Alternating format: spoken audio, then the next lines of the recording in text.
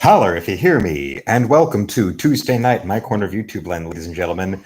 We are here at the very beginning of this top of the hour, 10 p.m. Eastern, where I thought, well, how about we give everybody out there another step into the world of Star Trek and the women of Star Trek when the franchise is actually really running well, and something that is much, much superior by comparison to what we're being subjected to today was Star Trek Enterprise. Not only the last Trek show that was featured before the dark times of Jar Jar Abrams, we also have it as an example of a show where we really ought to have treated it with much kinder hands.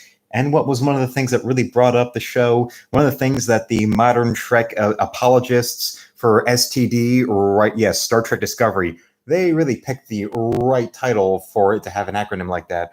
Or Brave New World, Strange New Worlds, cartoon crap, all up out there. And instead, they all want to go and piss and moan about this lady right here being more attractive than the blue hairs that are writing the show nowadays. Well, that's because she actually decided to go out there and actually be worth something instead of screech at people. And that's why we get this little lady right here, T'Pol or T'Pol, depending on who's pronouncing it. It's a tomato situation in this case. But yes, the hot Vulcan lady from Star Trek Enterprise, there she was in her hot little tight suits, where she had her own separate little cat suits, the main difference being the color. Like the one here I did is that one that's kind of in a somewhere in the range between like orange and red or pink, somewhere between those.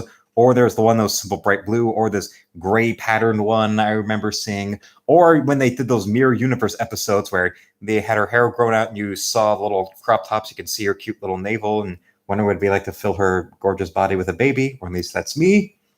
That might be something you'll see in the future. Of course, I didn't do anything to directly draw to honor the passing of Miss Nichelle Nichols, so that might be something we'll be compensating for in the future.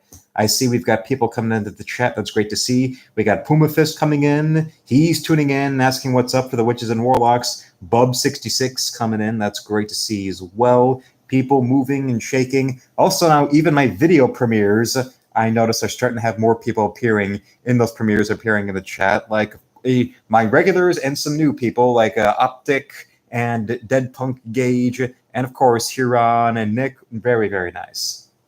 And of course, T'Pol, very hot. Yes, I did not watch a single episode of Enterprise, but I did see those out of context little clip montages of her either in these tight suits or when she started having the romance with the one guy in the show where she just had her hand strategically placed over her breasts while he was giving her back massage.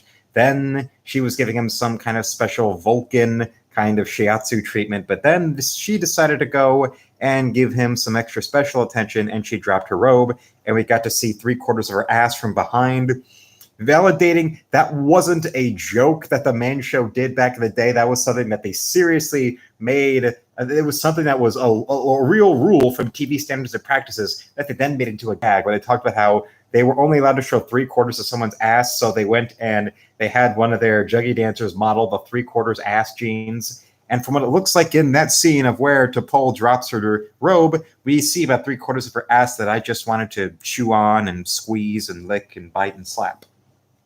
And we've got Nick in the chat right there. And speaking of that, some more items from my Amazon wish list that have come in thanks to Nick. Some of them were ones that were delayed based on shipping, and other ones were new ones that came in very promptly. One that was promised, actually, I think it was in the middle of August, and now it appeared, but this was something that was a pre-order that only just was put on the shelves right now. And for all of the modern failings of Marvel Comics, deep down, there is at least one example of them in recent years doing something where they know they've got an established intellectual property that really does have fans and a really talented creator who wants to work with those characters. That's going to get them something special. So they're going to go and get that money with that man. And it was this. Fantastic Four Full Circle. Yes, this is Alex Ross writing and painting his own take on the first family of Marvel, the FF, the comic that has that combination of the great eye-catching psychedelic science fiction creativity of Jack Kirby's artwork on the 60s FF, but also the verve of 70s science fiction, I would say, painted covers as well. And this is an example of what I was saying in an earlier video, I believe on Monday, about DC. Now that they're under the whole David Zaslav regime, they might just license the DC Comics characters out to other publishers to go and do them that way, instead of trying to deal with the internal politics and the whatever kind of new hiring policies they would have that would anger all the diversity quota bullshit. Well, here's an example of, besides reprinting the classic Star Wars comic strip that Marvel did with IDW, this is Marvel in conjunction with Abrams Comic Arts doing this nice comic right here, which is printed more like a coffee table art book than like a conventional comic. The thing that really was Marvel that made Alex Ross a star in the mid-90s with the Marvel's miniseries that he painted with Kurt Busiek writing it. But here it's back to Marvel, and this is something a little bit more leisurely, something with a little more pristine. I mean, just look at this. The dust jacket, I mean, yes, you've got this nice little Ross design on the hardcover here, but here with the dust jacket, you want to keep it. Why around? Because look at what you do right here. You fold it out, and there you go. If I can move it with here, you get that Fantastic Four origin, the same kind of two-page spread style of the origins of classic characters that Alex Ross would do with those prestige format DC books he did in the late 90s, like Superman Peace on Earth, which was my introduction to Ross, or the Batman War and Crime one, which I also had, or the Shazam and Wonder Woman and Justice League ones that I never read, but I saw he did those, and he would do these kind of two-page spreads, really giving you his rendering of the origin story for them, of these science heroes, the cosmic rays, the crash land, they survive, they get the powers, and they become the Fantastic Four. So you can count on me keeping this completely done. And even here, you get yourself a nice piece right there. I can hear the spine crackling open a little because this was actually wrapped in plastic when I opened it. So this is definitely the freshest virginal copy I'll have. That's beautiful. I think Marvel Arts, that was the little subsidiary they had when they did those painted series of trading cards. The great Julie Bell. I remember, I think one of my brothers had the whole collection of those painted Marvel trading cards that Julie Bell painted of all the whole Marvel universe at the time. Of course, created by Stan Lee and Jack Kirby. And here we've got Ross being the writer and also the artist. And here, colors by Alex Ross with Josh Johnson's, and Ariana Marr being the letterer. So this is a little interesting here. But as you can see, automatically, this is not the conventional way that Ross would paint his characters. This almost looks more like this is a traditional pen and ink kind of comic with coloring done. As the usual Ross style you see, you look at that Norman Rockwell photorealistic painting in the way he did the origin here. You see where it's clearly done as a painting, but this is a real first. This is a creative experiment for Ross where he's going for something that looks more like it's pen and ink and colored, with that hard, with that very sharp, that hard pen line in the characters and in the backgrounds and in the panel layouts. It's very much a new thing for him to do, and I'm very much excited about that. My undying love for the Fantastic Four, combined with my love for Alex Ross, is fusing together into this style that looks like he's almost trying to go after a new way of doing comic art that is an extension of him wanting to do a Fantastic Four story where it's about them exploring the depths. The whole Fantastic Four concept is about going there and finding new corners. All the major corners of the Marvel Universe were really established through the FF and through all the exploration that they would do. So having a new style and exploring the ability to do comics in that way for Ross is, I would say, a really great representation of that.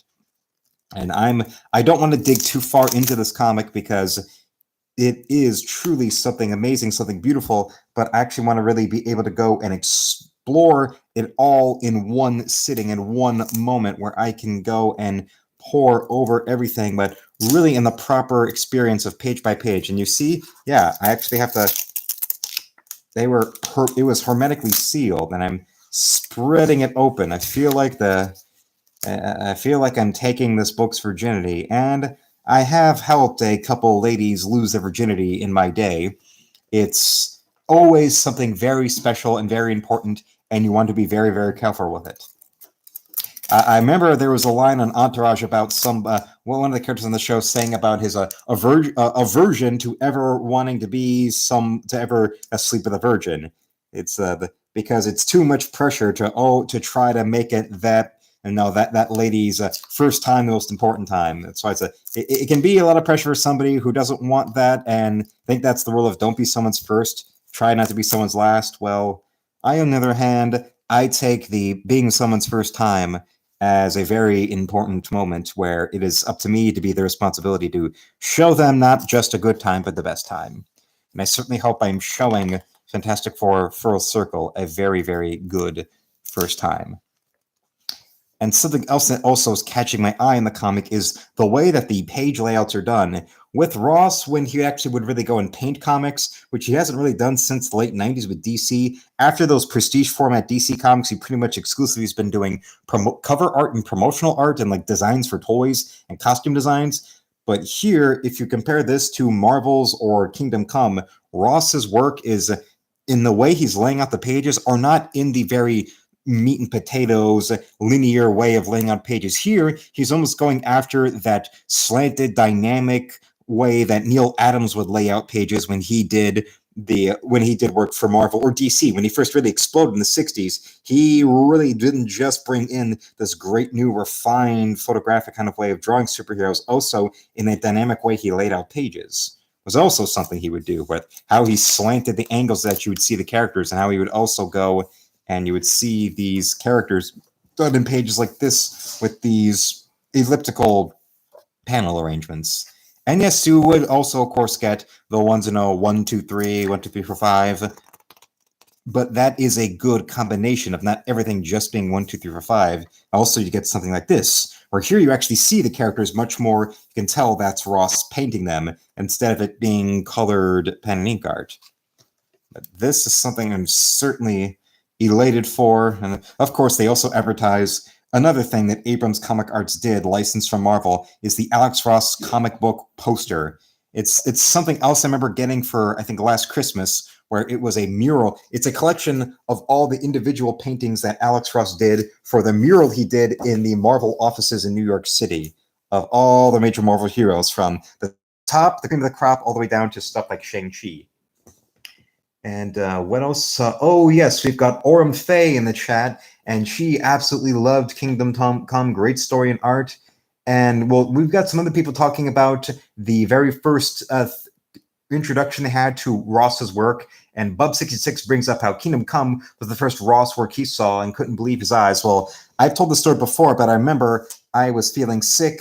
My mother went out to, I think it was Barnes & Noble, and she said there, I was like, I asked her to get me a Superman book, and she came home with this giant, like, fashion magazine size thing that was Superman, but I immediately, just from the cover, just being a close-up of Superman, but painted in this style that looked like Norman Rockwell. I didn't know who Rockwell was, but painted photographically like a really refined artiste. With Superman Peace on Earth, I was already awestruck and loved every moment of it. And then from there on, there was Batman War on Crime. And I saw the other ones he did for DC in those prestige format, but never had any of them. And seeing them little bits, or of course seeing through Kingdom Come, but I've never had that, or I've never read that. That's as virginal to me as Superman Red Sun, which now I finally do have, and that will be the video for next week's page-to-page video in my ongoing Superman retrospective that I have been continuing on with. What else is coming? Oh, we've got a little thing right here. Something else that was part of the big haul of wish list items Nick sent me from August that was delayed is this nice little Blu-ray of the 1917, the winner of 3 Academy Awards, Peter Travers of Rolling Stone, who's still allowed to be a film critic today. That's interesting. Says one of the best war films of all time. Take that off because this packaging has the shiny glare on the lettering, but here, take it off, but it has the full glare of the plastic wrapping. So let's go and take that all away so we can see this epic in its glory. I can only show you the packaging because I know there'll be a copyright strike from actually showing the footage. That's why when it comes to my videos, when it comes to my streams, I'm not, you don't expect me to have like clips or sound bites on standby, because that's an example of things that will lead to copyright strikes. No, no, thank you there. It's all me on here. It's all going to be me, maybe a little bit of Jackie the Joke Man, but unlike Hacks, like a nostalgia critic, I don't need movie clips or TV shows to do my jokes for me. And the kind of YouTubers who do that really don't know that they're just ripping off the format of the show Dream On. One of the shows in the 90s that helped make HBO a household name, where it was about this divorced father and about his life as a single man trying to balance his sex life with his work life, and also with the responsibilities of trying to be a parent, and also with having all the things that come with having an ex-wife to put up with. And the way that his life experiences are kind of filtered through his memories of TV. So punchlines come from long before there were YouTube film critics that were in a most hackney way possible, having popular movie lines that they would cut to do their jokes for them. Dream On was doing that, but doing it with like black and white films and TV shows that got the joke got the joke across instead of simply telling the joke for you. And Puma Fist brings up Joe Jusko, who also painted a series of Marvel trading cards around the mid-90s, around the same time Julie Bell did them. And Nick wants to know if Superman Beasts on Earth was the first comic book I ever read. I think I had other Superman comics. That was the first one. I think and I don't even remember that one. If I remember correctly, that one was not. I did not read that myself. That was read to me, like the Death of Superman. Those comics, those trades. The Death of Superman one, that was read to me as well, as along with other Superman titles. I mentioned before how because of the 90s, with the mainstream push that Superman got on the back of all the publicity that came from the Death of Superman comics. And then after that, there was the Lois and Clark show. There was the cartoon. There was even a video game of the Death of comic storyline. This big media push for Superman with everything except doing a new movie. And that's what really drew me into the character, and seeing all the other stuff and seeing Superman comics and all of that. That's why I just wanted a Superman book. And then, okay, a new Superman book. Then my mother came in with Superman Peace on Earth home. She came home for that. And yes, that's what I would say about that. And from there on, then other ones came in. I told you, I think one of the first comics I read myself was the trade for World Without a Superman. All the trade of all the comics that they did after Superman's immediate death, with the funeral and the whole storyline of people trying to clone him.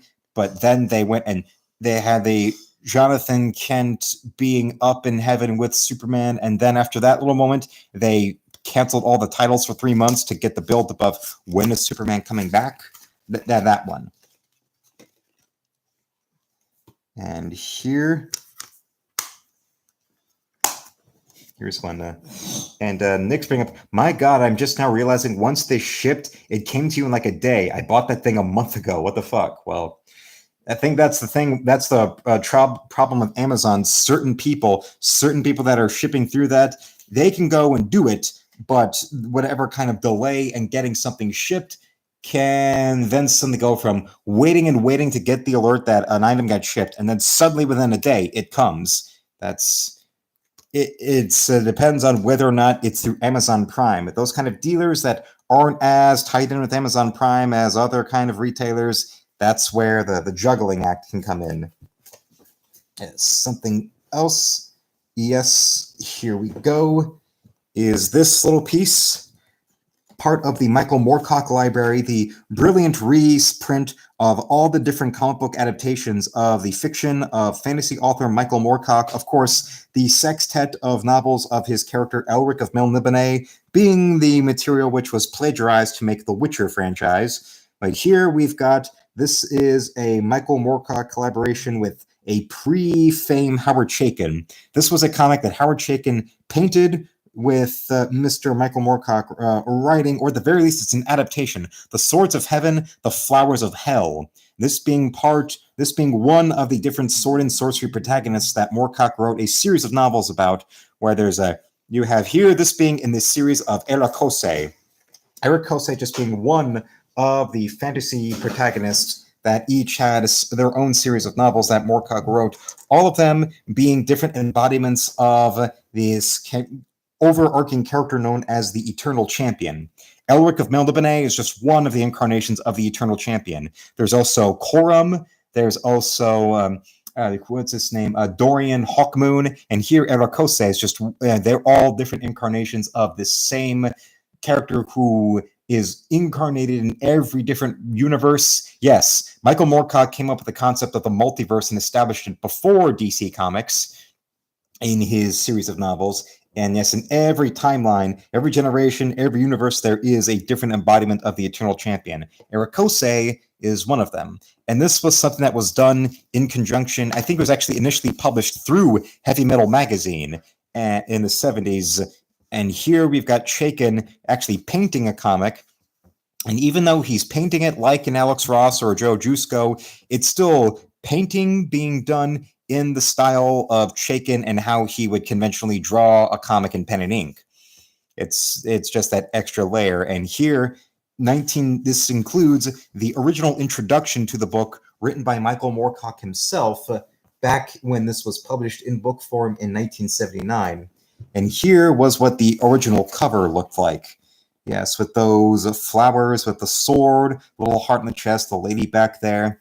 And the reprint cover has it put in this very, very Art Nouveau, elaborately detailed Baroque kind of framing. Is framing illustration here done by the great P. Craig Russell, who's also been involved as an artist and even a writer on adapting Moorcock comics. Yes. And also, the strange thing about this, it credits Chaykin as Howard V. Chaykin.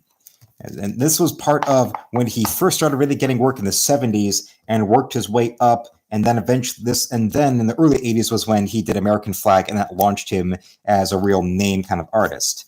But it's not like he wasn't doing interesting stuff before. Here we have him painting an adaptation of a Moorcock novel. He also went and did a painted comic book adaptation of the 50s science fiction novel, The Stars My Destination, which is also great.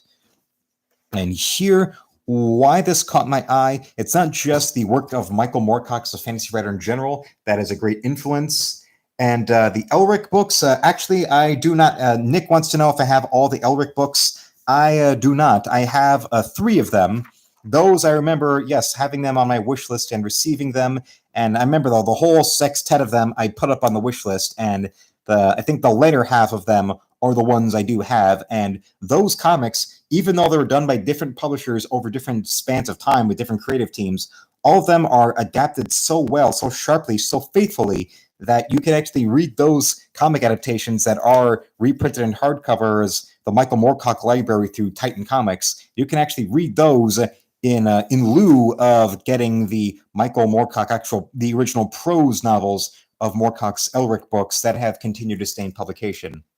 But another great thing about this is not just the great, very illustrative way that this fantasy story has been adapted, but also with the more artistic kind of way of laying out the page. This is still Chaykin finding his voice and not quite having perfected the way he would really innovate page layouts with American Flag, but he's getting there, and it's still interesting. The format of doing a fantasy novel in one sleek kind of comic book story, the sheer structure, the sheer format of this is a major influence on this with the comic I am developing, the comic I'll start really making after this channel hits 1,000 subscribers. I've mentioned before, I'll mention it again, Tanya, Lady of the Blade. This is what I want the Tanya comic to look like, as something that's like a comic adaptation of a fantasy novel in one sleek hardcover story like this, where this is just one of several Eric Kosei or Corum or Elric novels that have been adapted in a comic book format. I would want that to be the Tanya to be the first in a series of Tanya comics, and I would want them done in these more European bande dessinée style of one story done in a page count that's somewhere above the standard comic book floppy, but below 80 pages. Like this, the page count, if you look it up on Amazon, is 80 pages for this. I would want time to be maybe less than 80. but less than 80, but definitely above what you usually see in a traditional American comic. And of course, you can't go wrong with something like this. It's a very interesting use of negative space, isn't it? With the white fur on her coat and just all of that there, or it's certainly catching my eye. Yes, Heavy Metal Magazine, they were gods among men in American comics publishing by getting something like this done. It's certainly something to not just enjoy the story, enjoying Moorcock's work being put in the comic book format by Howard Chaykin, but also the content as well, the storytelling visually, all things I'd want to do or build towards for my own comic myself. Yes, for the Tanya, for the first chapter and verse of Tanya. When it comes to building up technique and what you see, not just regularly with my comic I'm developing, but also with my daily content, you have practical tools like this. I put this up on the wish list and it came. This is a sextet of, actually, it's a quintet of colorless blenders. These are for color pencils. Yes, colorless blenders, they're done, and actually they have a convenient explanation in the back. The colorless blenders are used to achieve color transitioning with ease and do the softening of edges. Yes, when you see what I do with my Wednesday sketchbook piece where it's pen and ink with color pencil, how I go in there and how I want to make the way I color stuff much more smooth. The way I usually do it, the way color pencil is usually done, it looks so rough and jagged, the way you're laying in a color on a certain area. Well, the colorless blenders are what they use to smooth it out and really make it have that color area a smooth finish as if it would be in a painting. And it comes with 5 of these and 1 of these, a colorless burnisher. And here, what do you use a colorless burnisher? You provide a rich, glossy finish. And this actually comes to mind what I recommended when I received the Drew Struzan collection of his movie poster art. And I recommended that you could see on YouTube a quick little 3-minute video of the process behind him painting the poster for Star Wars Episode 1. Well, in there, when they show in his work, he's not just using paints to get the work done. He's also, you see him in that time using color pencils. And what is he using with the color pencils? He's going in there, and then he's blending and burnishing the color pencil work combined with the paint. Yes. And, well, here, Nick wants to know, how am I going to sharpen them? They look like they have no points. Isn't that odd? Well, these are just done like any other regular pencil or color pencils. I actually have an electric pencil sharpener, so all I got to do is just pick which end I want to stick them in, and they'll be sharpened. One technique I saw with Struzan and watching that video of Struzan painting the Phantom Menace poster is the white highlights he puts into the different items, the different areas of the Phantom Menace poster. He actually has a conventional white color pencil that he actually has sharpened on both ends. He doesn't. Most people you see working with a pencil or color pencil, they'll just have the one end sharpened and they'll work that down to the nub. Here he had both ends of it sharpened. I'm guessing maybe he has one edge sharpened one way that's our sharp point and the other to a thicker, more blunt kind of way, which most pencil sharpeners do have that one type of point or the other. And I'm guessing that's the technique he uses there. And there's videos online where you see him paint like that one of him painting the Phantom Menace poster. Or the first book I ever saw of Struzan's work was that one I got is a collection of all the work he did in painting album covers and movie posters and even comic book covers and all that. And this book I remember seeing when I was still living in Florida actually was a creative process. It wasn't just completely showing the finished work in one big hard collection like a coffee table book of, the work of Caravaggio or Da Vinci. It was taking a succession of work from over his career and showing step by step, with actually him having text explaining step by step how he did the poster for E.T. or the poster for Arachnophobia. I still want to thank him for doing a poster for a film involving spiders that doesn't just have a big fucking spider on the cover. He painted the poster for Arachnophobia, and it's an interesting little minimalist thing where it's just a nice suburban landscape, and you just see one tiny little spider framed by the giant full moon that takes up it's the center of the composition. Here's like the big circle where the full moon is, and just one little web line, and there in the center is the tiny little spider framed by trees and the suburbs down below, and the title, along with being directed by Mr. Kathleen Kennedy, Frank Marshall, and also another big lead role for Jeff Daniels before Dumb and Dumber. Yeah, I've told you before about when it comes to wanting to develop better techniques with tools I use, like my new Tuesday videos I've been doing. It's been me trying to get sharper at using those Tombow brush pens I have, and my Wednesday sketchbook piece of doing the Playboy or Sports Illustrated swimsuit covers with the colored pencils. Well, having the colorless blenders and colorless burnishers are a part of getting that more refined. Yes. And, yes, Ormfey, they're that kind.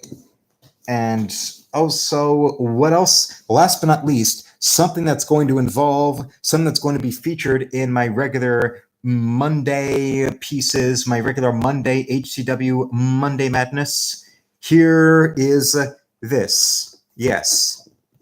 He thinks he's cute. He knows he's sexy. It's part of the WWE Ultimate Edition of Shawn Michaels. And what is this specifically? This is specifically the era of Shawn Michaels from 1995, when he was first becoming a real main eventer, going after the title. When, yes, here was really the year for him. He won the Royal Rumble match, where winning that match, he actually went out to the ring. He was the first entry in the 1995 Royal Rumble, and was the first man to win the Royal Rumble as the first entry. And who was his valet? None other than Miss Pamela Anderson.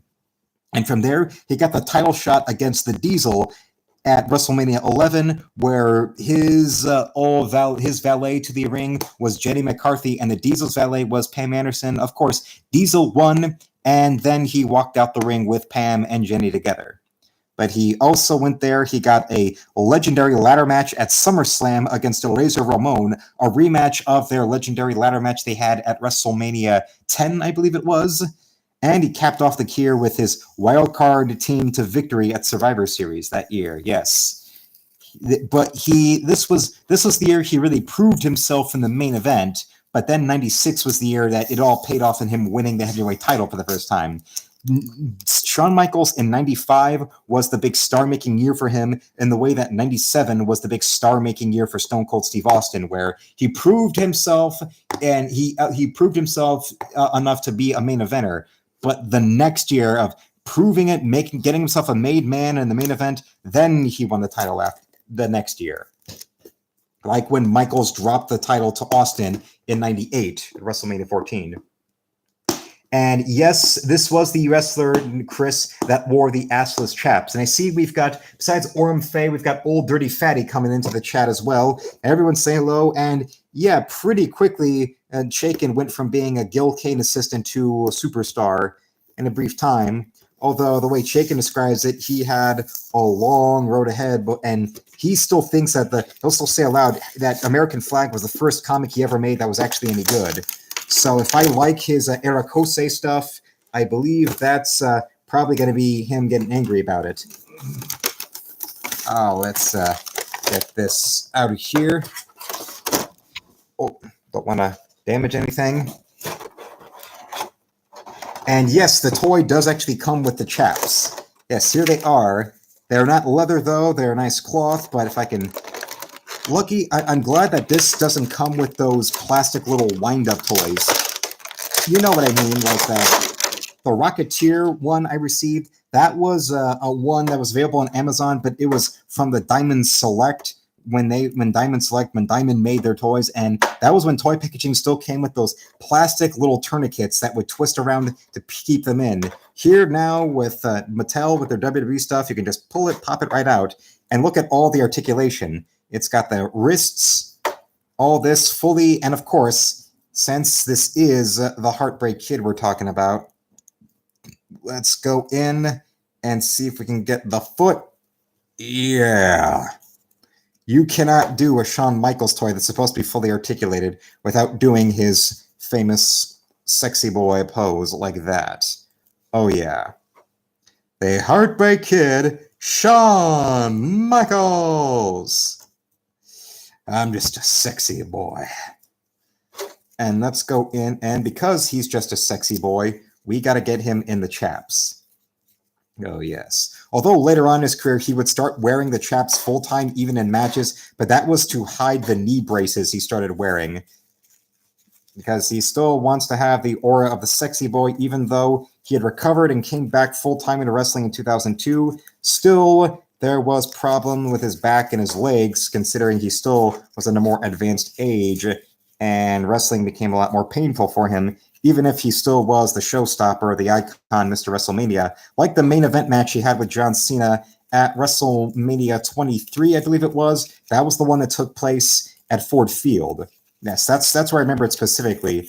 And it's John Cena. He made the entrance where he was driving the, I think it was a Cadillac, or no, it was a Chevrolet. It was some kind of Chevrolet. I believe it was a Corvette. Yes, he was driving a Corvette all the way through downtown Detroit, and then he made a big crash entrance through glass, and he got out the car, and there he was with his belt, and the Heartbreak Kid went to have the big main event with him, because that's just the way the sexy boy. And of course, there he is, Heartbreak Kid on his ass. Oh yeah, yes. This is what I consider, I think all you out there, ladies and gentlemen, you all know that much like this man right here, the showstopper, I think I'm cute, I know I'm sexy, I've got the looks that drive the girls wild. And if that wasn't the case, then why is it that the first postal video I've done where you see me on camera consistently is now, I think, past 1,000 views? Or at least it's the second postal video I did where, yes, I do a face reveal. All right, well, one of these fell out. Oh, crap. One of the hooks fell, but here it's going this. Oh, it's one of the earrings. One of the earrings fell out. Let's try to slip that back in there. Okay. All right. Yeah, there we go. Let's get in this way. Damn, it fell. I guess we just have to keep that there. But yeah, and the hat. Oh, yes. And let's not forget that this comes with two heads. It's the thing with two heads, and now both of them, one of the earrings fell out. And also, we've got the open kind of hands like this, and the other pair of hands that can make fists. Yes. Ball of the fists, reach right back and assert yourself, because you got a match with Diesel tonight. Oh, yeah. Unfortunately, because these pants are painted on underneath the chaps, he is not capable of doing the bit where he mooned the camera backstage with him, where China put up a big little sign, and there he was hopping, showing his ass off, or at the Christmas 97 episode of Raw where him and Triple H were waving their asses at the camera through their little G-strings, their little man-thongs. And, of course, there's the other big one, the big moment, the big promotion, the big poster that they did for when D-Generation X had their first pay-per-view. Yes, In Your House, D-Generation X, where there was Michaels posing like this with Triple H and China at his side, and he was wearing nothing but his heavyweight title belt covering his junk. Sort of an extension of when Michaels did Playgirl, and there he was posing with the heavyweight title belt over his junk there.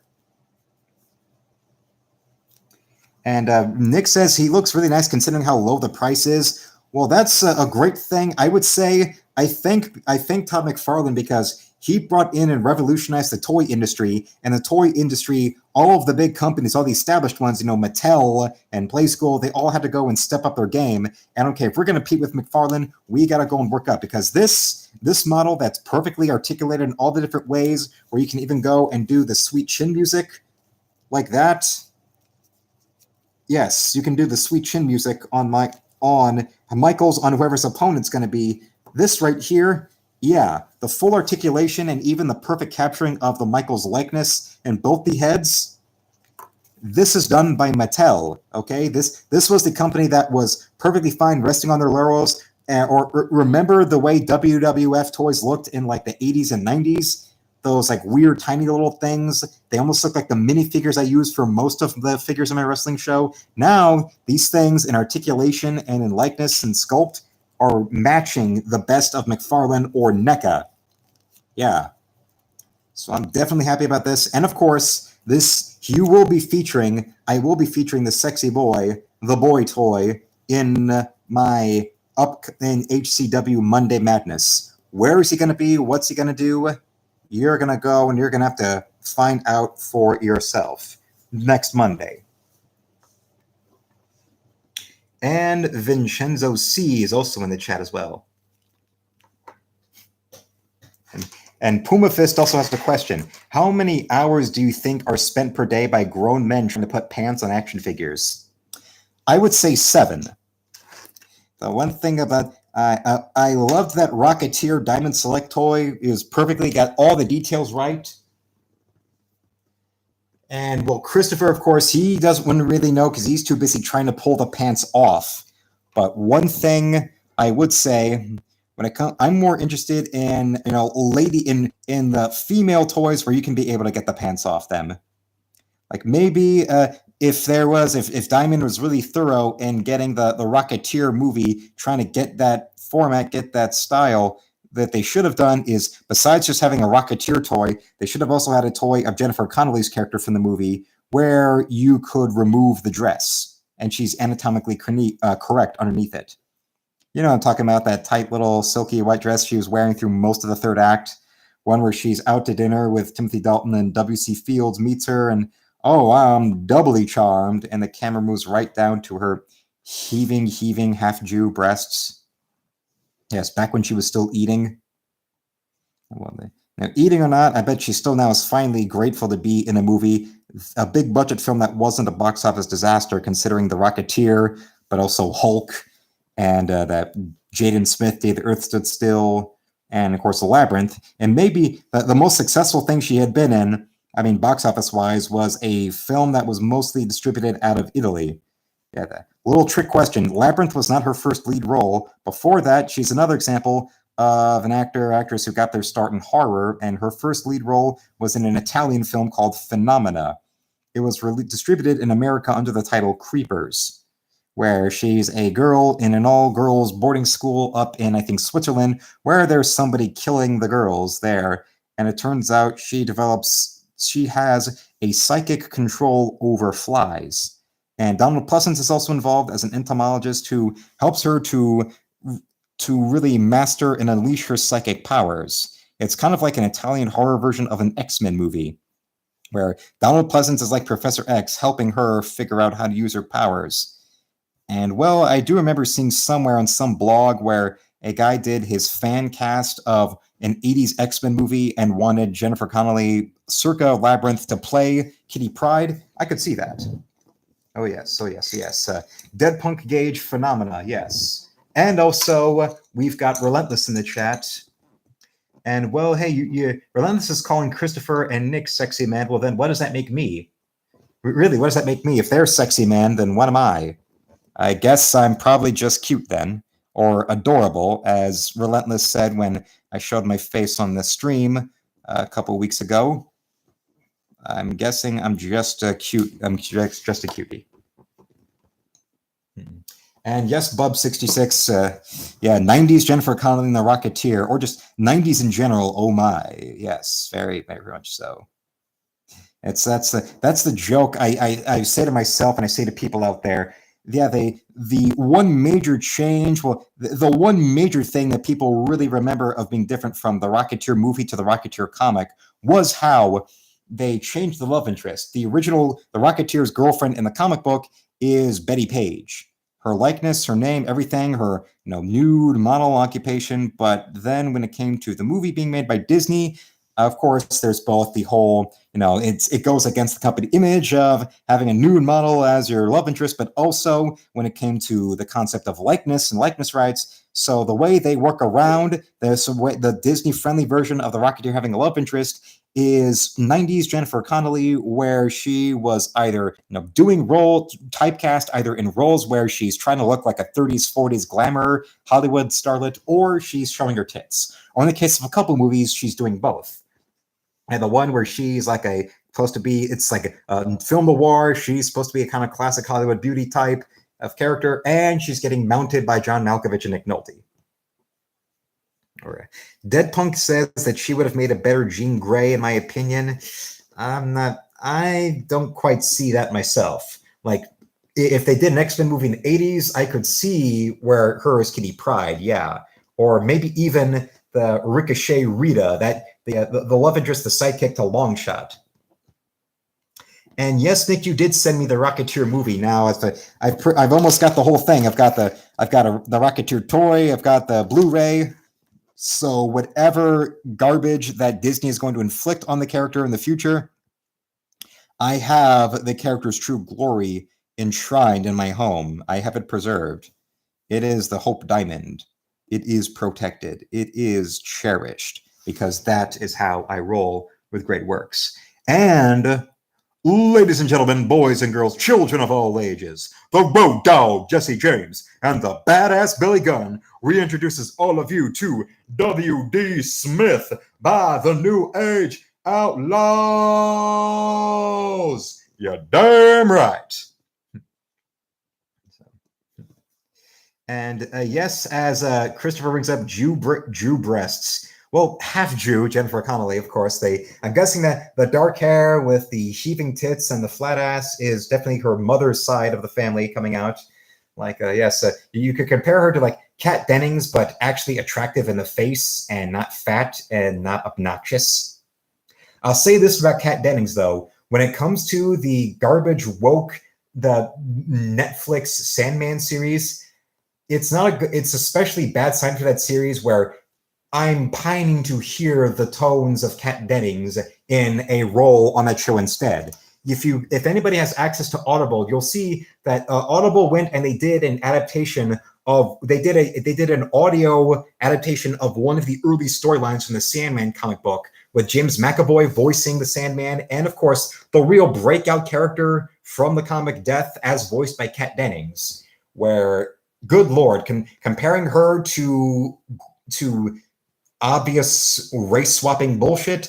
Yes, give me anyone from the cast of Two Broke Girls in the part over race swapping any day. Yes. And also, there we go with Maybe Human wondering what the hell are Jew breasts. Well, that's just a quirk of the genetics of Jewish women, is they tend to be very, very well stacked, but they also tend to have very flat asses. Like I mentioned 90s Jennifer Connelly always getting naked and all that. Look at her, the very first and probably her most remembered, most revered by those who hit puberty in the 90s, her nude scene in The Hot Spot. But there's also another scene where she's just in a bikini, but there she is in a creek, dripping wet in a tight little black bikini. Her breasts are gorgeous. She's utterly almost an elemental beauty in the water there in the tight little two-piece. But you also see her from behind, and she has the kind of pancake butt that is usually associated with women who don't have it's the beautiful, naturally heaving breasts, but with the very flat ass, unless they get really fat. That's something where you see out there, and that's considering that there have been women out there in modeling or acting very, very gorgeous, but you look at the figure, and yes, the ass isn't exactly something that's going to be drawing any comparisons to a Kardashian anytime soon, unless they get really, really fat at the implants, like Little Miss Lainey Kazan, whom was the actress in the model whose appearance in Playboy in the 70s was Jack Kirby's inspiration for Big Barda. Yes, look that up. Yes. Boobs. And Maybe Human is a boobs man over an ass man. Well, okay. Well, there are some people out there who are ass men, and I'm not particularly the kind of guy who looks at like a particular body part. I'm of the idea of, don't you want to be attracted to the whole of the human figure? Well, of course, Christopher is a cock man, but we all already know that. But for me, I'm guessing it's just in my sort of artistic anatomist kind of thinking. I want to have the whole figure. I always look at the whole figure. I may start, when it comes to drawing, I may start with the breasts, but I'm out there thinking of the entire female form and wanting it all to be resplendent, wanting it all to be so gorgeous that it's either mouth-watering or maybe heartbreaking. That kind of thinking. That's at least the kind of thinking I have when it comes to the female form. Not just not just the legs. Not a leg man, an ass man, a breast man. I mean, yes, as you can see, I do like them to be very, very well heaving, but compare, like, say, as gorgeous Jennifer Connelly was in the 90s, and how it's so sad how she was the Phoebe Cates of the 90s, and now she looks like Daniel Day-Lewis in drag, considering how bony she's become since the 2000s. But then someone like, say, an actress like Alexandra Daddario, who's past 30, but did not go the typical New Yorker actress diet, like in Jennifer Connelly I mentioned, or Natalie Portman, who it's all they go on the New Yorker serious actress diet of alcohol, cigarettes, and bulimia. She's actually, you can tell, she's someone who at the very least has some kind of real fitness regime, and actually has some nice, good, real kind of like a model's kind of tone, like not like a runway model, someone more you would see in maybe a Sports Illustrated swimsuit issue or something like that, who has some nice little sleek kind of tone to her stomach or arms, like the way J. Scott Campbell would draw women, where they have I would say like a Pilates body. There's those kind of models or actresses who really aren't just skinny, but you can tell they're not, they're not going to be Miss Olympia anytime soon, but they do some kind of work where they do have some kind of muscle tone to them. Yes, that kind of figure I'm talking about. That's what I'm thinking of. Like with Alexandra Daddario, she's like that on the exact opposite of those other. Like she's as much a New Yorker lifelong as Portman or Connelly, but she actually decides to eat and work out. And that would just mean, twisting herself like a pretzel for hours on end and chanting is considered exercise, not that. It's like when people in the martial arts world, or they want to look down on Aikido, to me at least, Aikido is as much of a martial art as much to you as the people who think of yoga as some kind of real important exercise. Those are my 2 cents I put in. A little more, maybe a little bit of weight, something like that. And of course, I also do that so that then I can be as utterly gorgeous for all of you out there as I would see in the eyes of those who used to spend years drooling over Shawn Michaels. Or, yes, that Dead Punk brings up Kathy Ireland in the early 90s. That's what I meant. Yes, that's another example of that kind of little, they've got the beautiful curvaceous figure. They've got the hips. They've got the sloping lips. When it comes to a female form, I would say holistically a lot of beautiful sloping involved. And the way a woman's hourglass figure from the waist and the hips and the bust, how those slope to the breasts themselves and how they're shaped to the way the legs ought to be, all of that. A lot of beautiful sloping forms here and there interlocking with each other. From the hair to the lips to the eyes and the nose, that's what I said, everything, not just the body there.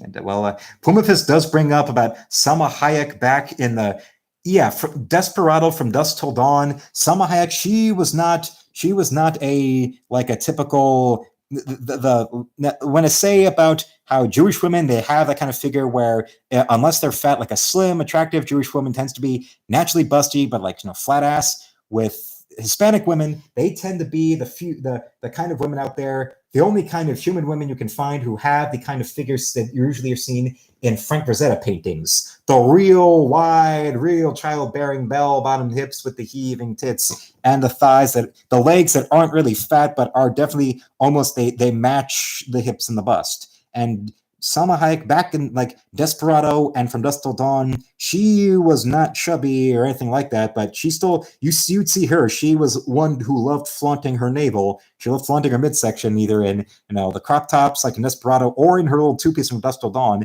and she had a little bit of tone to her in there, and I loved it. Yes. And also Guilty Gearhead's coming in here around the tail end. Or Nick's making a joke of, oh, come on, you don't want her to be too chubby. It's good for Hollywood women to be on the smoking and starving diet. There's and of course, when it comes to women playing superheroes, how dare they have any kind of athleticism or do anything to get on any kind of regime for training? Yes, Gal Gadot was an Israeli army veteran, so that gives her far more of an advantage in being like a action hero, action heroine than Scarlett Johansson or Natalie Portman or Tessa Thompson. Just name one of the ditzes at Marvel Studios who have the acting and athletic range of a paper football. But still, she has that kind of Victoria's Secret, that kind of runway model figure where they're, very borderline, in most cases, unhealthily slim, but they might have like a bit of like tone to the midsection. That's about it. Like Gal Gadot has that, and compare the women at Marvel, and it shows you the kind of sign of the double standard between the feminists out there don't want to acknowledge of the double standard between how men are supposed to be in these kind of movies versus how women are. That the Hindu dude, the brown guy, the Middle Eastern guy who was cast in the Eternals, who's like a comedy actor. He was in that Uber comedy with Dave Bautista, for crying out loud. That show Silicon Valley. He was the token on the show. And even he in the Eternals had to get jacked. And there he was on Twitter showing off how much muscle he put on for the part. And here's this goofy little comedy actor who was hired because more diversity for the Eternals. A movie that saved lives, bullshit. And he got to get in shape.